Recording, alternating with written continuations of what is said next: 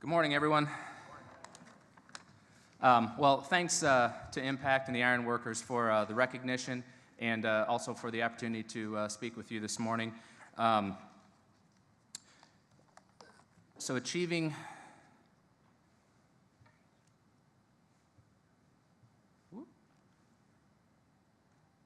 zero in the toughest environments. A couple disclaimers. What I'm going to talk to you today, we're working on this stuff constantly. As you well know, there's no silver bullet to safety. We're finding new hazards and new risks every day. So what we're doing right now is working for us, but we constantly need to be looking at that and rethinking how we approach things. So it's certainly a never-ending battle. And while all construction and while the environments we work in are certainly tough, as you well know, incidents can strike anywhere, driving your vehicle, walking from the parking lot, and so forth. So we certainly have attention to our tough environments, difficult environments, but we try not to lose touch of the fact that they can happen anywhere. Incidents can happen anywhere. So a little bit about us, BMWC Constructors. We're an industrial general contractor. We average about 1,000 employees. With spikes up to 2,000 to 3,000 during outages. We perform a lot of industrial outages. So we've got half of our employees are relatively stable and the other half are somewhat transient. They may be with us for 3 months, 6 months, which certainly poses some challenges. But with that said, the industries that we serve, the clients that we work with, they are just as focused on safety as we are. So that's certainly a big benefit to us and allows us to do a lot of the things that we need to do around safety. So real quick, we look at the safety journey kind of in 3 phases. First phase began around in the early 90s. We hired our first safety director. Up until then, we just relied on OSHA and folks in the field and a little bit of training here and there to try to make sure we're safe. We made the commitment with the safety director to develop our own program, really bring safety in-house and kind of build the fundamentals. After that, and you can see we made some pretty decent progress. After that, it was about training and accountability. So we've got our processes, policies, procedures. We felt that was pretty strong. Now it was moving it into the field. Project-specific safety plans, making sure that what we talked about at the corporate level was applied in the field. And then also flanging up client requirements with our own. There's nothing that can derail safety more than differences in safety policies. You end up spending a lot of time on something that could be resolved relatively quickly. So that was one of the focuses as well. And just making sure that our project management and our supervision in the field understood is really their responsibility to implement some of what we had worked on. And again, achieved some pretty decent results there. And now those 2 phases are still incredibly important, but really it's all about culture. And a lot of what you heard in the video about dignity, respect, making sure that everyone is buying in and understands that everybody wants to go home safely. All the policies and procedures and all of that stuff, it's very, very important. But the culture is what really ties it in, and so that's kind of where we're focusing right now. And you can see we've gone it's close to 25 million man-hours now without a lost time injury. So something we're certainly very proud of. Real quickly, our approach is pretty straightforward: relentless leadership commitment, and so that doesn't just apply to our CEO. It's from top to bottom. Anybody in a leadership position within our company, foreman, general foreman, superintendents, everyone. Really needs to have that commitment to safety because their employees are looking at them. They see the procedures, they see the policies, they see the banners. They look to their supervisors to determine, is this real or not? And so leadership has to have that commitment. We're constantly looking at what we should continue doing and what we should start doing. At the same time, and you know this, it's so complex out there now, and our clients' processes are becoming more and more complex, and it's just very, very difficult for anybody these days, no matter how good you are, to keep up with everything. We'll have safety incident reviews, and there'll be 13 people trying to, for a week, trying to figure out what happened, and at the end of it, it's like, well, heck yeah, that's what happened. Why wouldn't somebody, know that at the time that the incident occurred? Well, they had 13 other things going on, trying to get permits, trying to get their folks lined out. So what we try to do anytime we're going to do something new, we try to pull something away that isn't adding the value that we thought it would. So we're not always successful at doing that, but we certainly want to try to, because we do not need to make this any more complex than what it is. We engage everyone. We all want to go home safe. It's the one thing on the job site and in our companies that everybody can get on board with. So we want to make sure that people know, our employees know that they're part of that process. And then finally, drip safety. So, and we use data nonstop in the company, and if anybody's interested in how we do that, please see me afterwards. I love talking about this stuff, and I'd love to share with you kind of what we're doing there. But one thing that we found in all of our data is there was absolutely zero correlation to any of the traditional traditional ties to safety. And so, you hear, well, the apprentices are the ones that get hurt, or the old timers are the ones that get hurt, or everybody gets hurt on a Friday. We found absolutely no correlation whatsoever to any of that stuff. It was complete. The more hours you work, the more injuries you have. That was the only tie, except when we focused on safety. So when an incident happened, everybody puts a focus on it, things improved. And then we start to back off a little bit, that's when you have your injuries. So that was the one correlation, and so we moved to this drip safety approach where, regardless of how well things are going, we have to maintain that same level of focus, because once you take your foot off the gas, that's when things happen. So versus the fire hose approach, where an incident happens, everybody runs out there and tries to fix it. So it's really important for us. So why focus on culture? Why are we spending so much time with that? Policies, procedures, they're super important. You got to have them, but they're just not enough, because not everybody is going to get it. Not everybody's going to buy in. They're not going to stop work or speak up just because somebody said so in orientation, or because they have this card in their pocket that tells them to do it.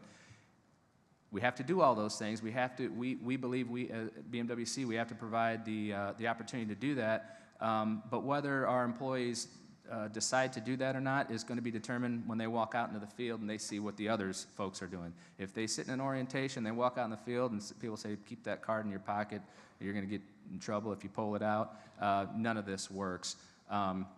Your culture is what drives home what you say in your orientations and what we're trying to do. Don't want to act like I'm preaching or telling you that we've got it all figured out, but that works for us. And then culture fills in the gaps during complex or confusing operations, and it's the most effective trainer. So what I mean by that, ideally, no matter how much time we spend on our daily safety plans, we're going to encounter something out there in the field that we did not anticipate. And two things are going to happen. The employees are going to look at it and say, well, it was close, but let's just keep, this may not work, but let's just keep going, push through it, and see what happens. Or they're going to say, hey, something's not right here. We need to stop, take a step back, and reevaluate. And that's what we're looking for. And culture is what gets you there, or that we feel gets you there. So real quick, we do a bunch of different things related to safety on site.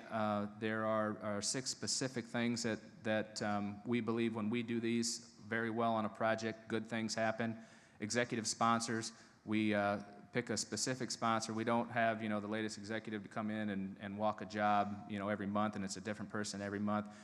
We avoid doing that. We identify one person that's specifically responsible to each project or each site as an executive sponsor. They develop relationships with the folks on site. They develop relationships with the client, and the project team knows that they can go to that person for anything they need, safety related resources, whatever it may be. So that's been helpful. Supervisor selection, training, and development. In my opinion, this is the most important one.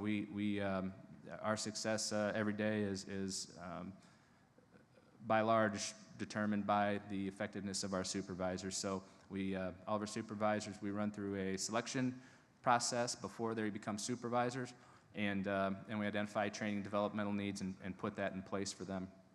So extremely important.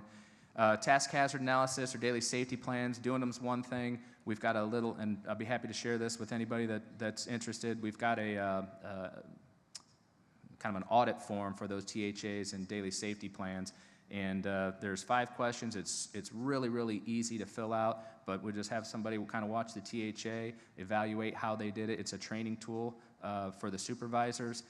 It's got things like, where was the THA conducted? Was it conducted in the trailer with half the folks reading newspaper, or was it actually in the work front where you could look at the work and talk detail about what's going on? And there's 5 of those types of questions. It takes 5 or 10 minutes, and it's really helped our supervisors understand how to properly conduct a THA.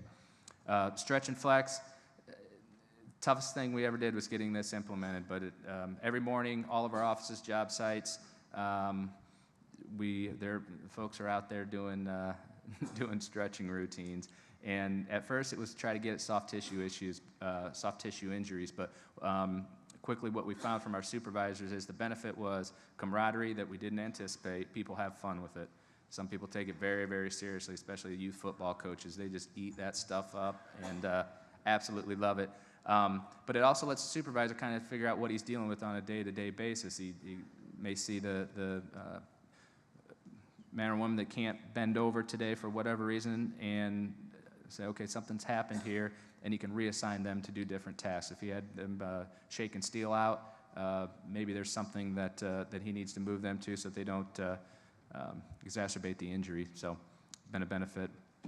Site craft safety committees, all in the spirit of keeping folks engaged, involved, and buying into the process. Make sure that they know that they have a say into how we approach safety.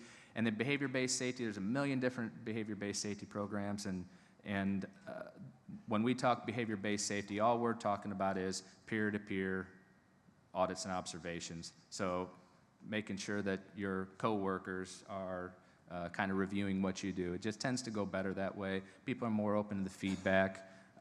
So that's to us, behavior-based safety, that's the key part, peer-to-peer observation. The rest of the program, we've got 2 or 3 different ones that we use depending on the site. So some other considerations, leading indicators. Everybody's dying to find those leading indicators. We were as well. What we found is that we were looking for a leading indicator that was a better number than what we were seeing in our injury rates. And so in our effort to try to find a number that we liked, those other numbers didn't change. So we said, well, our leading indicators are wrong. Well, reality is, if you're not getting the results you want, coming up with another metric doesn't get you there. So what we do with leading indicators, we look at what are we doing in the areas where we're performing well, and that's how our safety success factors started. So the projects, sites that are experiencing really good safety performance, what are they doing? And we identify those things, and then we track to make sure that those same things are happening on the other jobs. And sometimes they change. We find out that we have a rash of injuries, and one of the indicators falls off and something else added. So we don't dwell on trying to find the perfect one. We just figure out what are we doing in the areas that it's going well, and let's replicate that. That becomes our leading indicators. SIF, raise your hand if you've heard the concept of SIFs or if you're aware of what a SIF is. Wow, okay. So if you're YouTube or YouTubers, new paradigms in serious injuries and fatalities, just search that in YouTube or search that on Google. It's about a 5 or 6 minute video. It was done by a company called BST. I think they might have been bought and called something else now, but BST partnered with 6 or 7 different companies, quite a few oil companies, to try to get at the rate of fatalities. Their injury rates, recordable rates were going down, but the fatality rates were staying the same or in some cases increasing, and they're trying to get their arms around that. It's about a 6 minute video, and if you don't have to be experiencing fatalities to get some benefit out of that. This has kind of changed how we approach our incident investigation, and it's really kind of turned the traditional safety paradigm upside down a little bit. There's some very good information there. I'd encourage you to take a look at it. And you might learn something from it. We also do verify and validate. So we have identified our top 8 high-risk activities: working at heights, lifting, rigging, confined space entry. And so the intent of this was we ask folks to do audits. And so we ask our project engineer, field engineer, 1 year out of school, or our apprentice. As a first year to go out there and do an audit and assess if things are performing safely. Well, they don't know. They're walking out there lost and looking around and trying to you know, and sometimes maybe even a safety hazard being out there, not knowing what they're looking at. So, but what this does is they can say, okay, what's going on today? Supervisor said, well, we've got lifting and rigging going on in area A. They pull that verify and validate, they walk out there. It's a list of questions and interactions that they can have with the crews. It's got the question, the answer listed there, so they learn a little bit about what they're looking at. It tests our training to make sure that our employees are retaining that, and just adds, basically brings value to the audit process versus, you know, a group of 2 or 3 people walking down the corridor of a refinery unit saying, yep, everything looks good, and in the meantime, you know, there might be a confined space entry back in this area or hot work's going on here, and we don't even look at those things. So it was really trying to get to how do we focus on our audits and make sure that we're maximizing the value that we get out of those things. And then finally, when we started the whole culture thing, we spent a lot of time focusing on, you know, well, it's not about the numbers, and you got to convince everybody it's not about the numbers, and we did that. And we fought those battles about, you know, whether all incidents are preventable or not. And, you know, somebody said, what about bug bites? How are you going to prevent bug bites? And so we've migrated to 2 things. And I think this says probably the most about our cultural improvements. It is about the numbers. It's not about a number. It's not about going from a 1 to a 0. Those numbers represent injuries, and we're trying to prevent all of them. So when one happens, yeah, that's a bad thing, and we're going to react to it. And that's just the way it is. We hope to prevent all of them, and we all need to try like hell to prevent all of them.